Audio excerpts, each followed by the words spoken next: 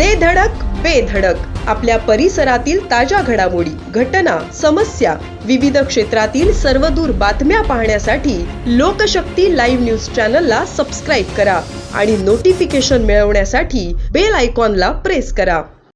नवी मुंबईत लॉजिंगच्या नावाखाली सुरू असलेल्या अनैतिक व्यवसायावर पोलिसांनी मोठी कारवाई करत पर्दाफाश केला आहे.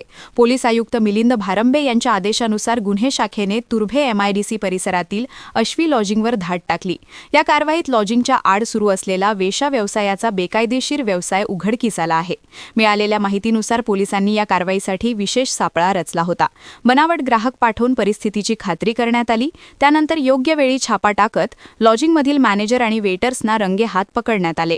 तपासादरम्यान हे आरोपी झारखंडहून येऊन नवी मुंबईत हा व्यवसाय चालवत असल्याचे समोर आले आहे. त्यांच्या माध्यमातून अनैतिक प्रकार सुरू असल्याची माहिती पोलिसांना मिळाली होती. त्यानंतर ही कारवाई करण्यात आली.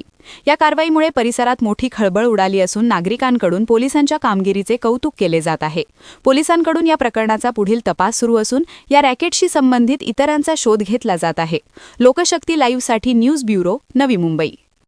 अशाच सच्चाई दर्शवणाऱ्या बातम्या पाहण्यासाठी लोकशक्ती लाईव्ह न्यूज चॅनलला लाईक करा, शेअर करा आणि सबस्क्राईब करा.